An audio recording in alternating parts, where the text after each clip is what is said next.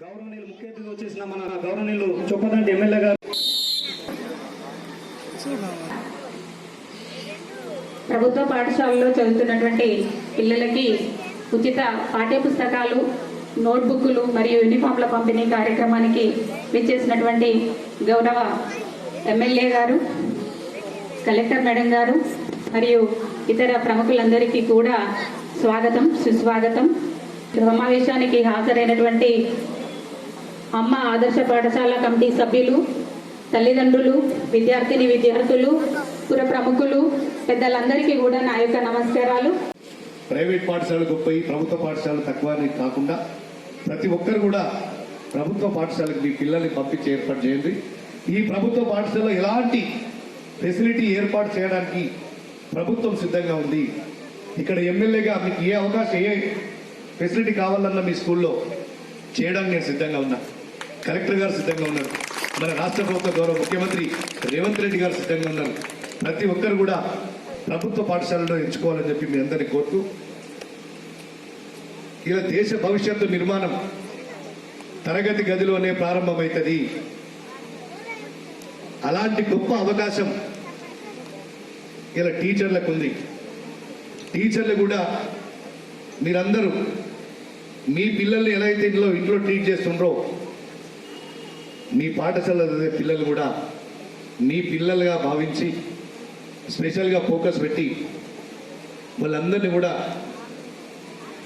మంచి మార్గంలో ప్రయాణింపే బాధ్యత మీరు తీసుకోవాలని చెప్పి ఒకసారి మాజీ రాష్ట్రపతి అబ్దుల్ కలాం చెప్తుండే, ఆయన ప్రెసిడెంట్ ఆఫ్ ఇండియా రిటైర్ అయినాక చాలా యూనివర్సిటీస్కి వెళ్ళి ఓరియంటేషన్ క్లాసులు చెప్తున్న క్రమంలో కొంతమంది లేచి అడిగిందట, మీరు ఒక రచయిత, మీరు ఒక ఉపాధ్యాయుడిగా ఉన్నారు, సైంటిస్ట్గా ఉన్నారు, ఈ దేశానికి మిసైల్ మ్యాన్ ఆఫ్ ఇండియా అని పేరు తెచ్చుకున్నారు, తర్వాత రాష్ట్రపతి అయ్యారు, దీనంతటి కారణం ఏంటి, ఒక్క మనిషిలో ఇన్ని క్వాలిటీస్ ఎట్లా వచ్చినాయి అని అడిగితే, నా అదృష్టం అండి, మీరు ఒక సైంటిస్ట్ అయి ఉండి అదృష్టం ఎట్లా చెప్తుందంటే, నేను చిన్నతనంలో నాకు దొరికినటువంటి స్కూల్, నాకు బోధించినటువంటి టీచర్లు గొప్పవారు కాబట్టి వాళ్ళ మార్గదర్శకత్వంలో ఇవాళ నీ స్థాయికి ఎదిగిన అని చెప్పి. ఇలా ఒక ఇంజనీర్ తప్పి చేస్తే బిల్డింగ్ కూలిపోతుంది, డాక్టర్ తప్పి చేస్తే ఒక రోగి చనిపోతాడు. అదే ఒక ఉపాధ్యాయుడు కానీ ఒక ఉపాధ్యాయుని కానీ విధుల్లో నిర్లక్ష్యం వహిస్తే అది భావి తరాలకు అన్యాయం చేసిన వాళ్ళు అవుతాం. దయచేసి టీచర్లు కూడా మీ విద్యుత్ ధర్మాన్ని నిర్వర్తించండి. ఈ జిల్లాలో కలెక్టర్ గారు ఇప్పటి నుంచి, కలెక్టర్ గారు, డిఓ గారు, ఎంఈఓ గారు, నేను కూడా ప్రతి స్కూల్ను విజిట్ చేస్తా. ఎక్కడ కూడా లోటుపాట్లు జరిగితే సహించేది లేదు. ఖచ్చితంగా ఈ చొప్పదండి నియోజకవర్గాన్ని ఈ రాష్ట్రంలోని ఒక ఎడ్యుకేషన్ హబ్గా తీర్చిదిద్దే బాధ్యత మనం అందరం తీసుకున్నామని చెప్పి ఇంతటి మంచి బడిబాట కార్యక్రమానికి విచ్చేసిన మీ అందరికీ కృతజ్ఞతలు మరొకరు తెలుపుతూ, ఇలా ప్రభుత్వం ఇచ్చినటువంటి uniform, text books, note books పంపిణీ ప్రారంభించవలసిందిగా నేను అందరికీ కూడా, ముఖ్యంగా పిల్లలందరికీ నా ఆశీస్సులు. అండ్ ఇక్కడ విచ్చేసిన మహిళామూర్తులకి, అమ్మ ఆదర్శ పాఠశాల కమిటీ మెంబర్స్కి అందరికీ కూడా నా నమస్కారాలు. ఆల్రెడీ చాలా చక్కగా వివరించడం జరిగింది. దీనికోసమే మనం ప్రొఫెసర్ జయశంకర్ బడిబాట కార్యక్రమం 6వ తారీఖు నుంచి 19వ తారీఖు వరకు తీసుకోవడం జరిగింది. ముఖ్యంగా లాభాలు ఏంటి అని వివరిస్తూ పిల్లల్ని చేర్పించేటట్టు, నెవర్ ఎన్రోల్ పిల్లలు కానివ్వండి, డ్రాప్అవుట్ పిల్లలు కానివ్వండి, వాళ్ళని గుర్తించి మన ప్రభుత్వ పాఠశాలల్లో చేరేటట్టు, అదేవిధంగా ట్రాన్సిషన్ కూడా చాలా జాగ్రత్తగా చేసేటట్టు. అంటే అంగన్వాడీ నుంచి పిల్లలు మన ఫస్ట్ క్లాస్కి వచ్చేటప్పుడు అన్ని జాగ్రత్తలు అంగన్వాడీ డిపార్ట్మెంట్, ఎడ్యుకేషన్ డిపార్ట్మెంట్ సహకారంతో వాళ్ళందరినీ కూడా మన ఫస్ట్ క్లాస్లో చేరేటట్టు, అదేవిధంగా 5th నుంచి 6th వెళ్ళేటప్పుడు కూడా చాలా ప్రతి పిల్లలు మన దగ్గర చదివిన వాళ్ళు మళ్ళీ మన స్కూల్స్లోనే నమోదయ్యేటట్టు కార్యక్రమంలో భాగంగా ఇది చేయడం జరిగింది. అదేవిధంగా నిన్నటి నుంచి మనం స్కూల్స్ రీఓపెన్ అయిన సంగతి తెలిసిందే. సో దానిలో భాగంగానే నిన్నటి నుంచి మనం text book first day of academic year మనం ప్రభుత్వ ఆదేశాల మేరకు అన్ని సమకూర్చి text books, note books and యూనిఫామ్లు సమకూర్చి పిల్లలకి అందించడం జరిగింది. So first time I think last 10 years నుంచి మనం first time on the first day మన ఈ ఫెసిలిటేషన్ అందరు కూడా పిల్లలకి అందించడం జరుగుతుంది. So this is possible only because honourable CM garu అంటే ఒక 3-4 months ముందు నుంచే ఈ ప్రణాళిక చేసుకోవడం వల్లే మనం సాధించగలిగాం. ముఖ్యంగా అమ్మ ఆదర్శ పాఠశాల కమిటీ ఏదైతే కాన్సెప్ట్ ఉందో దాన్ని కూడా గౌరవ సీఎం గారు ఆలోచించి మహిళామూర్తులు ఎలాగైతే ఆర్గనైజ్డ్ ఉంటారో ఆ ఆర్గనైజ్డ్ వేలో వాళ్ళు ప్రతి పని సక్రమంగా చేసేటట్టు చేస్తారు కాబట్టి వాళ్ళకి బాధ్యత అనేది ఇవ్వడం జరిగింది.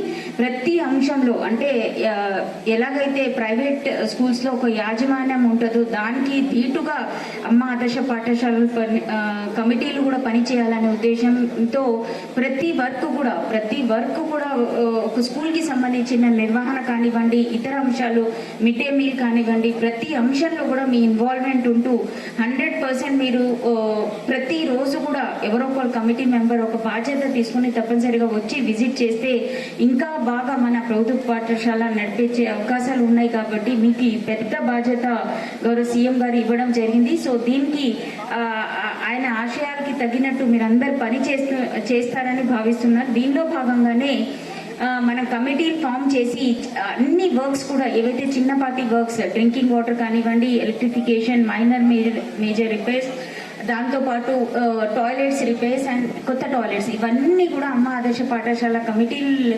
ద్వారా ఇవన్నీ కూడా పనులు కూడా చేపించడం జరిగింది. 591 స్కూల్ జిల్లాలో ఉంటే దానికి తగినట్టు ఆల్మోస్ట్ 43.45 crores మనం స్పెండ్ చేస్తూ ఈ పనులన్నీ కూడా రానున్న 10-15 రోజుల్లో కంప్లీట్ చేసుకుంటాం. దాంతోపాటు పెయింటింగ్ వర్క్స్ కానివ్వండి, అదేవిధంగా dual desk and green boards digitalization, ఇవన్నీ కూడా రానున్న సమయంలో కంపల్సరీగా కంప్లీట్ చేసి పిల్లలకి ఇవన్నీ అందుబాటులో తీసుకురావడం జరుగుతుంది. సో 100% ఈ డెడికేషన్తో పని చేయాల్సిన ఈ బాధ్యత మీరందరూ తీసుకోవాల్సిందిగా అమ్మ ఆదర్శ పాఠశాల కమిటీ మెంబర్స్కి కోరుతున్నాము. ముఖ్యంగా మనం చూసుకుంటే చాలా చక్కగా వివరించారు. సో ప్రతి పిల్లవాడికి మనం స్పెషల్ కేర్ అనేది తీసుకోవడం జరుగుతుంది. కాబట్టి దయచేసి పేరెంట్స్ అందరూ కూడా మీ పిల్లల్ని ప్రభుత్వ పాఠశాలల్లో చేర్పిస్తే వాళ్ళ భవిష్యత్తు అది మాత్రం తప్పనిసరిగా మేము గ్యారంటీ ఇవ్వగలం that they will have a very bright future. ఎందుకంటే మనం హోలిస్టిక్ గ్రోత్, ఓవరాల్ గ్రోత్ కోసం మనం ప్రయత్నం చేసే భాగంలో ఇప్పుడే హెచ్ఎం గారు వివరిస్తూ సబ్జెక్ట్ వారీగా కూడా వాళ్ళపైన కాన్సన్ట్రేట్ చేయడం జరుగుతుంది. ఓవరాల్ డెవలప్మెంట్ కోసం ఆడపిల్లలకి యోగా, అదేవిధంగా సెల్ఫ్ డిఫెన్స్ కూడా నేర్పిస్తున్నాం. డిజిటల్ క్లాస్ రూమ్స్ ద్వారా వాళ్ళకి బోధించడం జరుగుతుంది. హెల్త్ పరంగా వాళ్ళకి చెకప్స్ చేస్తాం. ఏ ప్రైవేట్ ఇన్స్టిట్యూషన్ కూడా ఇవన్నీ కూడా వాళ్ళు చూసుకోరు. సో పిల్లల హెల్త్ కూడా మనం రెగ్యులర్గా చెకప్ చేసి ఏమైనా ప్రాబ్లం ఉన్నా వాళ్ళకి, ఎస్పెషలీ ఎదిగే ఆడపిల్లల్లో ఎనిమిక్ ప్రాబ్లం ఉంటే వాళ్ళకి మెడికేషన్, ఐ చెకప్స్, ఇవన్నీ కూడా త్రూ ప్రభుత్వ పాఠశాలలో రెగ్యులర్గా మనం చేయడం జరుగుతుంది. సో తప్పనిసరిగా ప్రభుత్వ పాఠశాలలో చేర్పించాల్సిన అవసరం ఉంది. అదేవిధంగా ముందుగా చెప్పినట్టు ఫస్ట్ డేనే మనం ఇవన్నీ text books, note books and యూనిఫామ్లు డెలివర్ చేయాలనే ఉద్దేశంతోనే ఈ విఓ గ్రూప్స్కి కూడా ఈ స్టిచ్చింగ్ బాధ్యతలు అనేది ఇవ్వడం జరిగింది. Thank you all the agencies which have done work. మహిళామూర్తులందరికీ కూడా నాకు ధన్యవాదాలు. 20 రోజుల్లో ఈ పని సాధించి మీరు చూపించారు. 62,730 యూనిఫామ్స్ కుట్టి మాకు అందించగలిగారు 20 రోజుల్లో. అది మీ ద్వారానే సాధ్యమైందనేది మళ్ళీ ఒకసారి చెప్తే, మళ్ళీ నెక్స్ట్ జత కూడా క్లాత్ మీకు రాబోతుంది కాబట్టి దానికి ప్రాపర్గా. దాంతోపాటు రానున్న సమయంలో మహిళామూర్తులకి ఇంకా కొన్ని బాధ్యతలు, సో దీన్ని ఇంప్రూవైజ్ చేయడానికి మీకు అందరికీ కూడా ట్రైనింగ్, దానికి కావాల్సిన సపోర్ట్ సిస్టమ్ కూడా రానున్న సమయంలో గవర్నమెంట్ ద్వారానే అందించడం జరుగుతుంది. ఫర్ ఎగ్జాంపుల్ బటన్, కాజా అవన్నీ కూడా మీకు ఆ మెషిన్ ద్వారా చేసేటట్టు మాకు ఆదేశాలు రావడం జరిగింది. సో రానున్న 15 రోజుల్లో 20 రోజుల్లో మేము ఆ ప్రణాళిక కూడా సిద్ధం చేసి మీ అందరిలో ఎవరైతే ముందుకు వస్తారో వాళ్ళకి ఆ రకమైన స్కిల్ అండ్ ట్రైనింగ్ అనేది కూడా ఆర్గనైజ్ చేస్తాం డిఆర్డిఓ గారి ఆధారంలో. సో అంత పెద్ద పీట మహిళలకి వేయడం జరిగింది.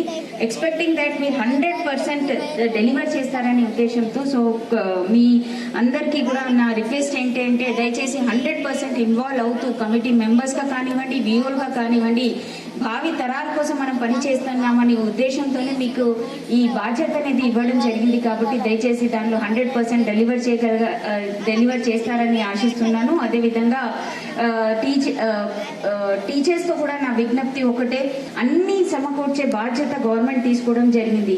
ఇన్ఫ్రాస్ట్రక్చర్ కానివ్వండి, అదేవిధంగా మిగతా అన్ని అంశాల్లో కూడా ప్రభుత్వం ముందంజలో ఉండి అన్ని సేకరణ చేసి మీకు అందించడం జరుగుతుంది. మీది ఒకటే ఒక లక్ష్యం ఏమి ఉండాలంటే ప్రతి పిల్లవాడిని ఒక జెమ్ లాగా తయారు చేసి భావి తరాలకి మార్క్స్ ఒకటే కాదు బట్ ఇతర రంగాల్లో కూడా వాళ్ళని రాణించి వాళ్ళని సపోర్ట్ సిస్టమ్ అందిస్తూ మన ఫ్యూచర్ సొసైటీకి మంచి హ్యూమన్ బీయింగ్స్ని తయారు చేసి ఒక positive contribution to the society చేసేటట్టు వాళ్ళని తీర్చిదిద్దే విధంగా మీరు ప్రణాళిక